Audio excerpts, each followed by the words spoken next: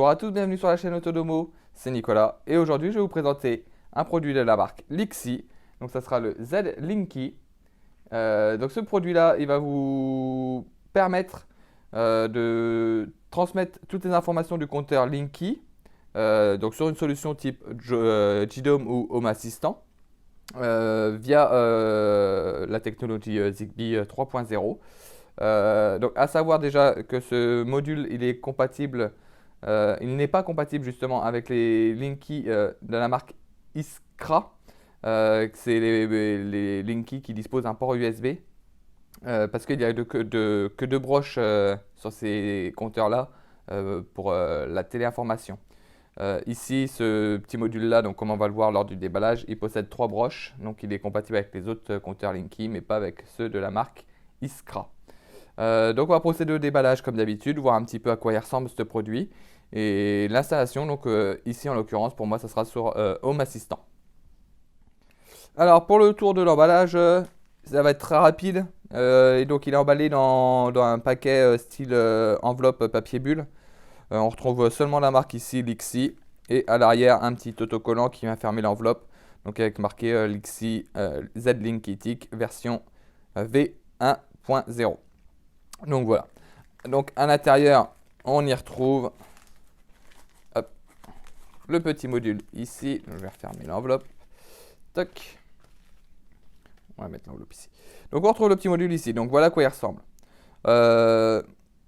C'est un module tout simple, vraiment rien à dire là-dessus. Donc emballé, protégé dans un boîtier en plastique transparent. Donc voilà. Ici, ce sera donc les trois bornes qui viendront se plugger sur votre compteur Linky. Au niveau donc, du module en lui-même, donc comme je vous l'ai dit, ici les trois broches. Ici, il y aura le petit bouton pour le mode appairage. Ici, on retrouvera une petite LED bleue de fonctionnement.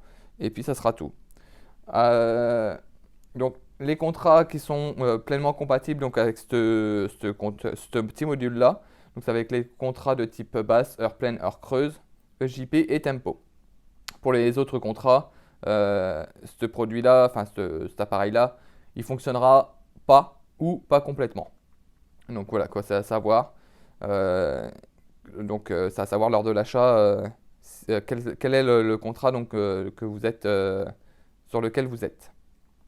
Donc pour l'installation, donc il n'y aura rien de plus simple. Là, je vous mettrai une petite photo dans ce coin-là ou de l'autre côté. Je verrai bien lors du montage.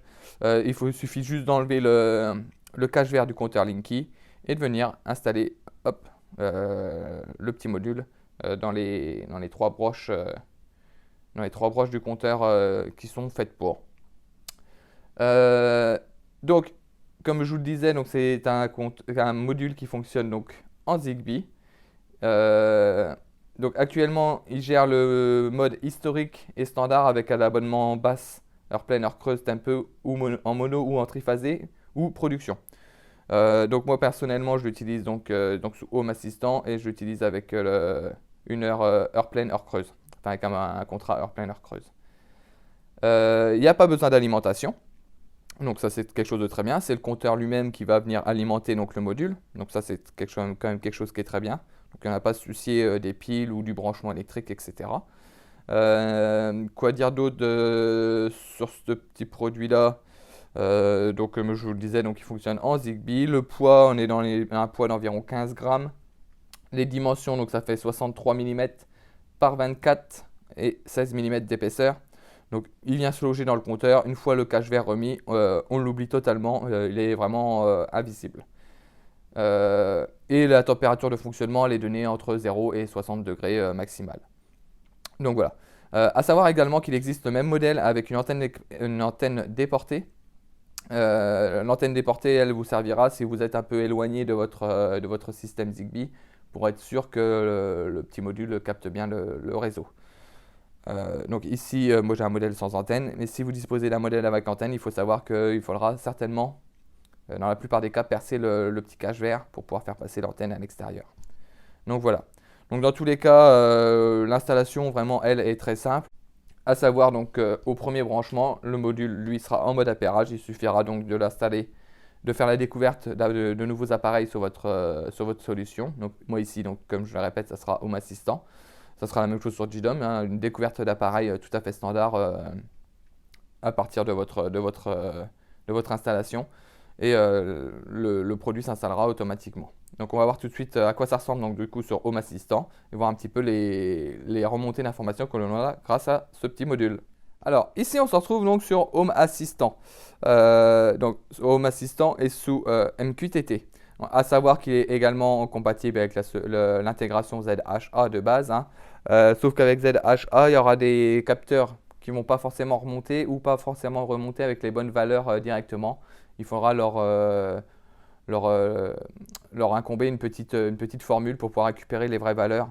Bon, ça fonctionne, hein. Moi, je préfère sous MQTT, j'ai plus de capteurs qui remontent et je n'ai pas à me prendre la tête, ça fonctionne directement avec les bonnes valeurs. Donc, on y retrouve quoi? On y retrouve donc les informations de l'appareil, donc l'IXI Z-Linky par l'IXI avec le numéro du firmware juste en dessous. Si on descend un petit peu dans le contrôle, on retrouve donc que l'appareil est à jour. Donc voilà, à savoir que si la marque envoie des mises à jour, vous pourrez faire les mises à jour directement à partir de MQTT. Et tout en bas, ici, on retrouve donc les différents capteurs.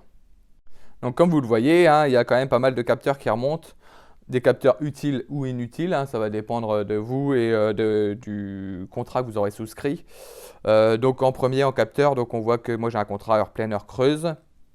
On voit un peu plus bas donc current tariff. Donc on voit actuellement que je suis en heure creuse. Ensuite, on retrouve les deux compteurs de consommation en kilowattheure. Donc le compteur total de consommation en heure creuse et le compteur total de consommation en heure pleine. Ensuite, on retrouve la puissance maximum souscrite, etc. Donc 90 ampères, 45 ampères, le numéro de série de l'appareil. Et tout en bas, on retrouve donc la consommation instantanée. Donc quand je dis instantanée, ça va être tous les par rapport à la dernière fois, pardon, que le module aura envoyé l'information donc à votre solution, donc ici Home Assistant. Donc c'est très régulier, hein, ça remonte vraiment très très régulièrement et quand même assez rapidement entre chaque. C'est un petit peu aléatoire de mon côté.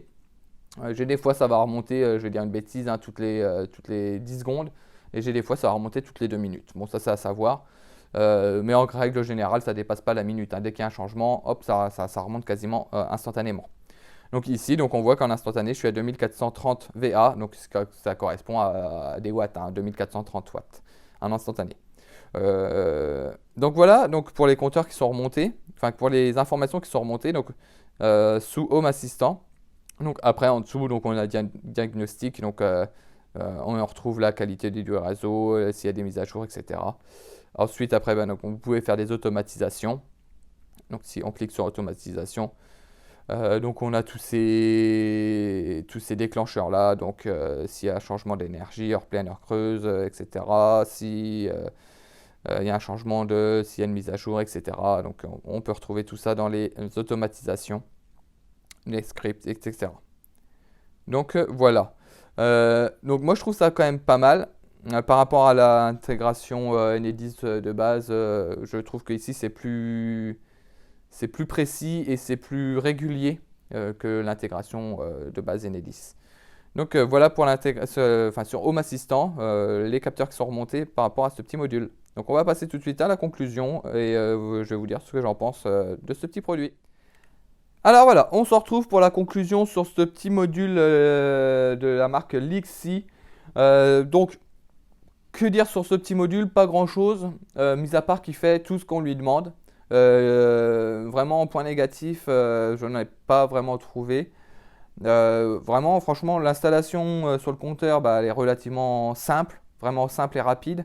L'installation, ça va dépendre un petit peu sur votre solution type Home Assistant ou JDOM.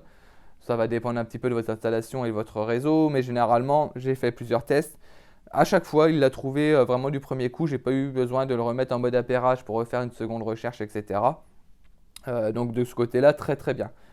C'est un produit donc, qui fonctionne en Zigbee, donc très bien également.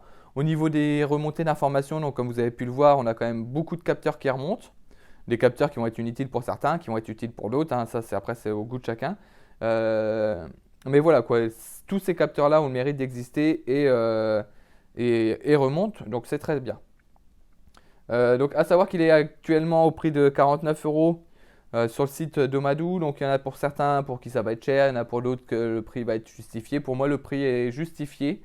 Il y a des modules DIY qui existent pour récupérer les informations d'un compteur Linky. Mais voilà, quoi, là, pas de prise de tête. Vous le branchez, vous faites la découverte de nouveaux appareils sur votre solution, en l'occurrence moi pour Home Assistant. Et voilà, quoi, ça fonctionne direct. J'ai tous mes compteurs qui remontent. Donc voilà, quoi, non, vraiment, moi je vous dis, si vous avez besoin et si le produit vous intéresse, n'hésitez pas, franchement, il fonctionne vraiment très très bien.